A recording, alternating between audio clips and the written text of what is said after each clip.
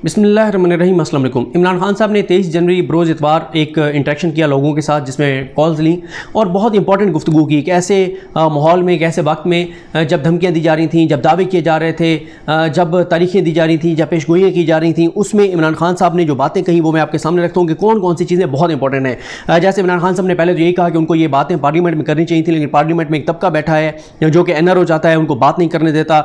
उन्होंने कहा कि मेरे बारे में कहा गया कि मैं रियासत मदीना की बात करके और इस्लाम के पीछे छुपता हूँ। ऐसा नहीं है, मेरा हमेशा से जो कंसेप्ट था, तसव्वुर था, वो इस्लामी फलाई रियासत का था, उसकी तरफ हम जा रहे हैं। और फिर उसके बाद उन्होंने जब महंगाई का सवाल हुआ कि क्या घबरा लें, तो उस पर उन्होंने बहुत इंपॉर्टेंट बातें की। उन्होंने कहा मीडिया हर वक्त, मीडिया में सहाफ़ियों का एक तबका है जो हर वक्त मायूसी फैलाता है, और उन्होंने कहा कि 4 इशूज़ थे जब हम आए। मुल्क बैंकरप्ट हो रहा था, हमारी जो है वो उसको मुल्क को स्टेबल किया, बचाया बैंकरप्ट होने से। उन्होंने फिर महंगाई के हवाले से कहा कि मीडिया ज़रूर बताए महंगाई का, लेकिन ये भी बताया कि आलमी सतह पर महंगाई कितनी बढ़ गई है। फिर उन्होंने तजारती खसारा बताया कि $20 अरब का तजारती खसारा था जब हम आए, यानी हमारी जो हम चीज़ें दुनिया से ख़रीद रहे थे और जो बेच रहे थे, उसमें जो फ़र्क था वो $20 अरब का था। इतना बड़ा फ़र्क था, और ज़ाहिर है ये फ़र्क फिर कर्जे लेकर ही पूरा किया जा सकता था। उन्होंने रुपए के हवाले से कहा, उन्होंने कहा डिवैल्यू हुआ रुपया, उसका हमें नुकसान हुआ। उसके हवाले से बहुत से मुआशी माहिरीन का मुख्तलिफ ख्याल है, और कुछ हैं जो हुकूमत को इस बात पर सपोर्ट भी करते हैं। जो हुकूमत का मौक़िफ़ ये है कि इसहाक डार साहब ने डॉलर को फिक्स रख के और उससे नुकसान किया है। फिक्स जब उन्होंने रखा तो वो डॉलर फ्लोट करते थे, मार्केट में फेंकते थे। उससे यह है कि कर्जे ले लेके डॉलर मार्केट में झोंक रहे थे ताकि डॉलर का रेट जो है वो स्टेबल रहे, उससे मुल्क को नुकसान हो रहा था। और हमने फिक्स से फ्लेक्सिबल किया, जिससे मुश्किल ज़रूर आ रही है, लेकिन फ्यूचर के लिए, मुल्क के मुस्तकबिल के लिए ज़रूरी था। फिर इमरान खान साहब ने कोरोना का बताया कि इस सदी का सबसे बड़ा ये क्राइसिस है, पूरी दुनिया ये कह रही है कि सदी का सबसे बड़ा क्राइसिस है। उन्होंने अमेरिका का बताया, जापान बताया, UK सबका, कि वहाँ कितने कितने साल की, कहीं 20 साल, कहीं 40 साल, कहीं 50 साल की महंगाई का जो है वो रिकॉर्ड टूटा है। उन्होंने एक मिसाल दी कि कोरोना जो है वो कितनी बड़ी जो है वो दुनिया के लिए मुसीबत साबित हुआ है। कि उन्होंने कहा, और उन्होंने फ़र्क बताया कि एक तरफ अमेरिका है, अमेरिका ने 6,000 अरब डॉलर जो है वो खर्च किया कोविड के दौरान अपने लोगों के लिए, लेकिन हम सिर्फ 8 अरब डॉलर जो है वो खर्च कर सके। तो उन्होंने कितना बड़ा फ़र्क है, इमरान खान साहब ने कहा। लेकिन उसके बावजूद हमने, ज़ाहिर है हम इफेक्ट हो रहे हैं महंगाई की वजह से, इंटरनेशनल वजूहात हैं। लेकिन ये मैं नहीं कहता कि महंगाई नहीं है, महंगाई है, लेकिन उसकी वजूहात जो है वो इंटरनेशनल हैं। फिर उन्होंने, इमरान खान साहब ने खाद का बताया कि खाद की कमी की वजह से दुनिया भर में अब ये बात हो रही है कि खुराक का बहरान आ सकता है।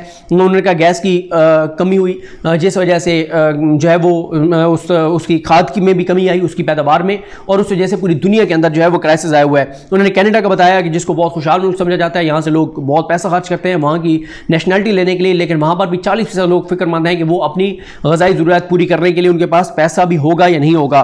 तेल की कीमतों के बारे में उन्होंने बताया, उन्होंने कहा डेफिनेटली जब तेल की कीमतें बढ़ती हैं, जो कि बहुत ज़्यादा बढ़ चुकी हैं और मज़ीद बढ़ने के खदशात हैं, लेकिन वो बढ़े, जैसे जैसे बढ़ रही हैं हमें बढ़ानी पड़ेंगी, और हमारे पास चारा कोई नहीं है। और जब तेल की कीमतें बढ़ती हैं, ट्रांसपोर्टेशन महंगी हो जाती है और महंगाई की लहर आती है। तनख्वाहदार तबका, उन्होंने कहा, बहुत ज़्यादा मुतासर है। लेकिन उन्होंने उसके बाद बताया, उन्होंने कहा इंडस्ट्री को फ़ायदे में रही। उन्होंने कहा किसान जो हैं, बहुत सी फसलों की रिकॉर्ड पैदावार हुई है, किसान जो हैं उनको काफ़ी फ़ायदा हुआ है पिछले हमारे एक साल में। उन्होंने कहा स्किल्ड लेबर की कमी हो गई है, जितनी इंडस्ट्रीज़ को लोग चाहिए। उन्होंने कहा कंस्ट्रक्शन में बूम आया है, कारपोरेट सेक्टर में रिकॉर्ड मुनाफा उन्होंने कहा है हुआ है, 980 अरब का उन्होंने कहा कारपोरेट सेक्टर को मुनाफा हुआ है। अलबत्ता वहाँ तनख्वाहें नहीं बढ़ेंगी। उस हवाले से उन्होंने कहा कि मैं उनको बुलाऊंगा और उनको कहूँगा, बड़े बड़े बिजनेसमैन के आप तनख्वाहें भी बढ़ाएं, ताकि आपको लोगों को थोड़ी सी जो है वो जो महंगाई हुई है उससे वो निमट सकें, उसका वो मुकाबला कर सकें। नायरा गिलानी साहबा ने हेल्थ कार्ड की आगाही के हवाले से सवाल किया, उनकी मीडिया टीम के ऊपर सवाल किया कि लोगों में उस तरह से शऊर नहीं है, मीडिया टीम उनकी बताती नहीं है, और जो है वो लोगों के अंदर एक मायूसी है हर वक्त कि कुछ भी अच्छा नहीं हो रहा। उस पर इमरान खान साहब ने कहा कि कम वक्त के लिए ज़्यादा लोगों को और ज़्यादा वक्त के लिए कम लोगों को तो बेवकूफ़ बनाया जा सकता है, लेकिन हमेशा के लिए तमाम लोगों को बेवकूफ़ नहीं बनाया जा सकता। उन्होंने फिर बताया मज़ीद, उन्होंने कहा दुनिया में देखें महंगाई की वजह से लोग सड़कों पर आए, एहतजाज कर रहे हैं। अफगानिस्तान का मसला जब से बना है, डॉलर उधर ज़्यादा जाना शुरू हो गया, वो भी मसला बना। फिर उन्होंने हेल्थ कार्ड के हवाले से बताया, उन्होंने कहा 70%, जिस तरह उन्होंने कहा कि शौकत खाना में 70% मरीज़ों का, कैंसर के मरीज़ों का मुफ्त इलाज होता है। जब उन्होंने कहा मेरी वालदा को कैंसर हुआ, मुझे अंदाज़ा वो लोगों के पास इसके लिए पैसे नहीं होते, तो अब हम हेल्थ कार्ड लाए हैं, 10 लाख रुपए तक इलाज फ्री होगा, प्राइवेट अस्पतालों में होगा, सरकारी अस्पतालों से बर्डन कम होगा। उन्होंने कहा पूरा हेल्थ सिस्टम है, पहले लोगों के पास पैसा नहीं होता था, छोटे शहरों में अस्पताल नहीं बनते थे, ये सारी चीज़ें। आदिल अशरफ साहब ने बुरे वाले से जब सवाल किया कि उन्होंने कहा कोरोना की वजह से कैटरिंग वाले और बहुत से शोबा जाते हैं जिनको वो क्राइसिस में हैं, उनको रिलीफ मिलना चाहिए, तो इमरान खान साहब ने इतफाक़ किया। उन्होंने कहा कि उन्होंने एक बार फिर कहा कि अब कारोबार जो है वो ओमिक्रॉन आ गया है लेकिन कारोबार बंद नहीं होंगे। उन्होंने कहा कि पहले 3 माह मेरे ऊपर बहुत ज़्यादा दबाव था कि मैं लॉकडाउन कर दूं, मुकम्मल कर्फ्यू लगा दूं। मीडिया ने बहुत तनकीद की, बल्कि मोदी की मिसालें दी जाती रहीं, लेकिन हमने कारोबार बंद नहीं किए, स्मार्ट लॉकडाउन की तरफ गए। दुनिया भी अब उसी तरफ जा रही है। उन्होंने कहा कि अल्लाह ने शायद इसीलिए जो है वो हम पर करम किया कि हमने गरीबों की बात की, और वरना आप अमेरिका जैसे मुल्कों में देखें क्या हुआ, बरतानिया में क्या हुआ, और गरीबों को नुकसान हुआ कोविड में। जिन मुल्कों ने कारोबार किया वहाँ पर कारोबार बंद किए, वरना अमीरों को तो फ़ायदा ही हुआ। तो मास्क पहने ताकि अस्पतालों पर बर्डन जो है वो ना पड़े। चकवाल से मलिक अख्तर शहबाज साहब थे, उन्होंने एमरजेंसी के हवाले से बात की, सदारती निज़ाम के हवाले से बात की। सदारती निज़ाम के ऊपर प्राइम मिनिस्टर ने कोई कमेंट नहीं किया, लेकिन इमरान खान साहब ने कहा कि जो मुल्क के अंदर हर वक्त के जी लुट गए, मर गए, तबाह हो गए, बर्बाद हो गए, इसकी वजह यह है कि ये मुझसे डील चाहते हैं, एनआरओ चाहते हैं, लेकिन मुफाहमत नहीं होगी, कंप्रोमाइज़ नहीं करूँगा। ये चोर नहीं, ये डाकू हैं, इनके खिलाफ ही मैं सियासत में आया था, वरना मुझे क्या ज़रूरत थी, मेरे पास हर चीज़ मौजूद थी। ये घटिया लोग हैं और मैं इन घटिया लोगों के खिलाफ जद्दोजहद जारी रखूँगा। और उन्होंने कहा कि ये मुझे ब्लैकमेल करते हैं, और लेकिन परवेज़ मुशर्रफ साहब का मार्शल लॉ से बड़ा जो जुल्म था वो इनको एनआरओ देना था। फिर उसके बाद 10 साल इन्होंने बेदर्दी के साथ मुल्क को लूटा। उन्होंने कहा कि ये समझते हैं कि इमरान खान को कुर्सी बहुत पसंद होगी तो इमरान खान एनआरओ दे देगा, एनआरओ नहीं दूंगा, अगर एनआरओ दिया तो ये गद्दारी होगी अल्लाह के साथ भी और इस मुल्क के साथ भी। वो कह रहे हैं ये जो कहा जाता है कि गुर्बत बढ़ गई है, गलत है। वर्ल्ड बैंक की उन्होंने रिपोर्ट भी शेयर की। 5.37% जीडीपी में इजाफे के ऊपर उन्होंने बात की। उन्होंने कहा अगर तबाही हो गई है तो फिर जीडीपी में इतना इजाफा कैसे हुआ है। उन्होंने कहा पीटीआई वाला एक बंदा बैठा होता है टॉक शोज़ में, 2 अपोजिशन के लोग एंकर भी उसके साथ मिल जाता है और एक माहौल बना दिया जाता है कि बिल्कुल हर चीज़ तबाह और बर्बाद हो गई है। कंस्ट्रक्शन शोबे की उन्होंने बात की। उन्होंने कहा 290 अरब के कर्ज़ों की दरखास्तें हैं बैंकों के पास, जो बिलासूद कर्जे हैं। 123 अरब की मंजूरी हुई और 40 अरब दिए जा चुके हैं। उन्होंने कहा 324 मेगा प्रोजेक्ट्स चल रहे हैं जिसमें 3 लाख घर बन रहे हैं, और जब एक घर बनता है तो 30 इंडस्ट्रीज चलती हैं। यानी हर चीज़ के ऊपर इमरान खान साहब ने बड़ी क्लैरिटी के साथ फैक्ट्स एंड फिगर के साथ बात की है। उन्होंने कहा गन्ना चावल रिकॉर्ड पैदावार हुई है, और गन्ना चावल गंदम रिकॉर्ड पैदावार हुई है, और किसानों की 73% आमदन जो है वो बढ़ी है। लार्ज स्केल मैन्युफैक्चरिंग में 10% इजाफा हुआ है। मोटरसाइकिल ज़्यादा बिके हैं, गाड़ी ज़्यादा बिकी हैं, टैक्स कलेक्शन बढ़ गई है, तस्लीहातें ज़्यादा बढ़ गई हैं, एक्सपोर्ट्स बढ़ गई हैं। उनके सारा कुछ हो गया है, तो फिर कैसे कहा जा सकता है कि मुश्किल जो है वो तबाह हुई है। हम बेहतरी की तरफ जा रहे हैं, लेकिन ज़्यादा मसला महंगाई है। मुझे बहुत परेशानी है, कई बार रातों को सोचता हूँ, सो नहीं पाता। महंगाई की यही फिक्र के लोगों को मसाइल हैं महंगाई की वजह से, लेकिन उसकी वजह इंटरनेशनल है। और कोविड का उन्होंने बताया कि 100 साल पिछले 100 साल की सबसे बड़ा जो है वो इस वक्त क्राइसिस है। मीडिया उन्होंने कहा जरूर तनकीद करे, लेकिन प्रोपेगेंडा नहीं होना चाहिए, फेक न्यूज़ नहीं होनी चाहिए, माफियाज के साथ नहीं इनका इत्तेहाद होना चाहिए। उन्होंने कहा हमारा मुकाबला माफियाज के साथ है। ये तो चाहते हैं कि हुकूमत गिरे ताकि इनका माल जो है वो चलता रहे, और मीडिया में भी कुछ लोग हैं जो इनके साथ मिले हुए हैं। मुनीर मंसूर साहब ने सवाल किया कि उन्होंने खैर ये कहा कि मुझे घर मिल गया बिलासूद कर्जे के तहत, तो उन्होंने प्राइम मिनिस्टर का शुक्रिया अदा किया। जफर अलवी साहब ने सवाल किया इंसाफ के निज़ाम पर, लोगों के किससे लोगों को इंसाफ नहीं मिल रहा, लोग अदालतों का रुख नहीं करते। उसके जवाब में इमरान खान साहब ने कहा कि 70 साल की चीज़ें एकदम ठीक नहीं हो सकती। ये नहीं हो सकता कि इमरान खान आके फ़ौरन दूध की नहरें बहा दे। सफ़र शुरू हो चुका है रियासत मदीना की तरफ। और फिर उन्होंने कहा कि ये तो नबी करीम सल्लल्लाहु अलैहि वसल्लम ने भी कहा था कि तुमसे पहली कौमें इसलिए तबाह होगी क्योंकि वहाँ ताकतवर और कमज़ोर के लिए कानून मुख्तलिफ था। उन्होंने कहा था कि अगर मेरी बेटी भी जुर्म करेगी तो उसके भी हाथ काट दिए जाएंगे। असल में नबी करीम सल्लल्लाहु अलैहि वसल्लम कानून की हुक्मरानी चाहते थे, और कानून की हुक्मरानी उन्होंने कायम की, और उन्होंने ये साबित किया कि कोई कानून से बालातर नहीं है। अल्लाह ताला भी कहता है कि दुनिया की इमामत के लिए तुम्हें अजीम तरीन कौम इसलिए बनाया गया है कि तुम अच्छाई के साथ और बुराई के खिलाफ खड़े होते हो। कमज़ोर जेलों में जाते हैं। आज भी आप जेल चले जाएं, मैं भी जब जेल गया तो मैंने देखा कि कोई ताकतवर और पैसे वाला जेल में नहीं नज़र आता। आपको जो है वो हमेशा कमज़ोर लोग जेलों में नजर आएंगे। 3 बार के वज़ीर-ए-आज़म ने अपने बेटों को मुल्क से बाहर भेज दिया। अपोजिशन लीडर शहबाज शरीफ ने भी अपने दामाद को और बेटे को बाहर भेज दिया, और ये नून लीग के दौर में भाग कर गए। और मैंने 8 माह जो है वो अपने असासों का हिसाब दिया। उसके बाद उन्होंने कहा कि जो है इनको मुआशरे इनको बड़ा सियासतदान बना दिया है, जो चोर हैं डाकू हैं मुजरिम है। अगर मुआशरे इनको बड़ा सियासतदान बना देगा तो क्या पैगाम दिया जाएगा? क्या अमेरिका और यूके में कब्जा माफी हो सकते हैं? मैं शहबाज शरीफ को अपोजिशन लीडर नहीं समझता, क्योंकि अपोजिशन लीडर का भी एक मकाम होता है।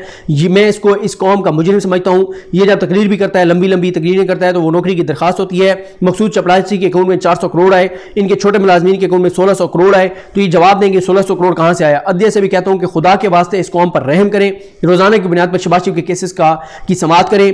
जमहूरियत खत्म हो रही है। मैं टीटीपी, अच्छा नहीं पहले तो नहीं है, उन्होंने कहा टीटीज का केस है, नैब का केस है, इसलिए इन्होंने बेटों को बाहर भिजवा दिया और आप कहते हैं कि उनसे पूछो, हम जवाब नहीं दे नहीं है।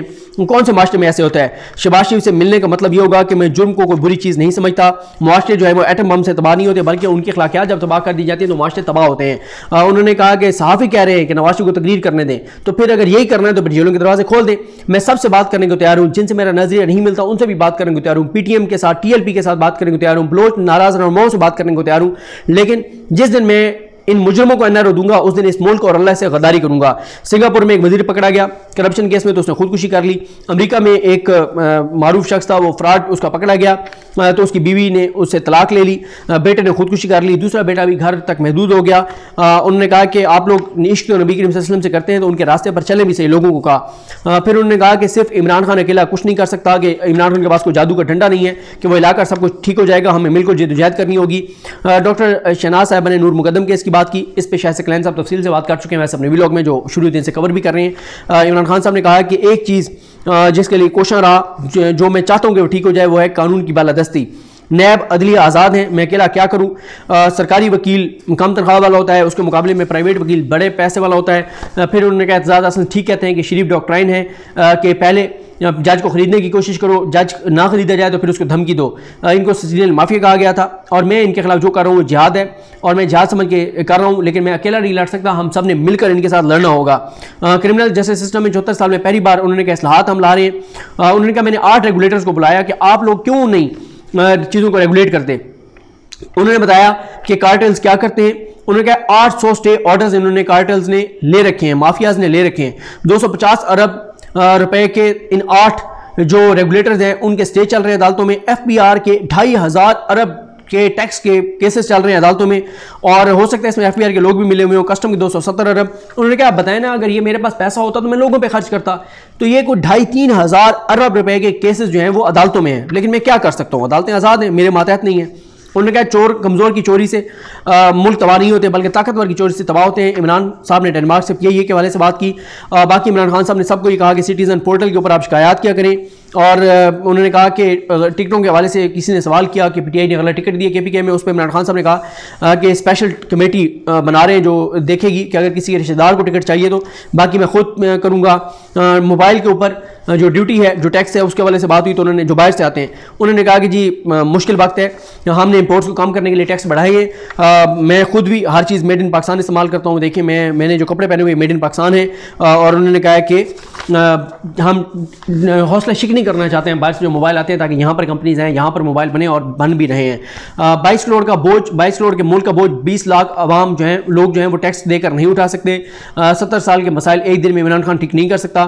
दुनिया में हम सबसे कम टैक्स देते हैं और इकोनॉमी को डॉक्यूमेंटेड कर रहे हैं, टैग एंड ट्रेस सिस्टम लाए हैं। और उसके बाद उन्होंने कहा, शहजाद साहब ने भावलपुर से सवाल किया कि हमारे बच्चों के मुस्तकबिल के हवाले से बताएं और करप्ट लोग फिर वापस आ रहे हैं। उस पर इमरान खान साहब ने बताया कि तालीम के ऊपर फोकस है, एक सिलेबस लेकर आए हैं, 60 लाख स्कॉलरशिप देने जा रहे हैं जो कि गरीबों को मिलेंगी और 43 अरब रुपये खर्च करेंगे। फैसलाबाद से एहसन साहब ने कहा कि 23 मार्च पे लॉन्ग मार्च कर रहे हैं, आ रही है अपोजिशन। इमरान खान साहब ने कहा कि 3 साल से लगे हुए हैं, कौन सा काम है जो उन्होंने नहीं किया। ये बेरोजगार सियासतदान है, कभी कोई आ जाता है, कभी कोई आ जाता है। जुल्फ़िकार भुट्टो के बाद अगर किसी ने लोगों को निकाला तो मैं हूँ। आवाम बेवकूफ़ नहीं है, महंगाई है, बिल्कुल लोग तंग हैं, लेकिन लोगों को यह भी पता है कि इसकी वजूहत क्या है। और कौम अपनी चोरी बचाने के लिए मेरे साथ निकली थी, लेकिन इनकी चोरी बचाने के लिए कौम इनके साथ नहीं निकलेगी। और हमारी पार्टी 2023 तक नहीं 2028 तक है, अगली टर्म भी हमारे पास होगी, ये टर्म भी पूरी करेंगे।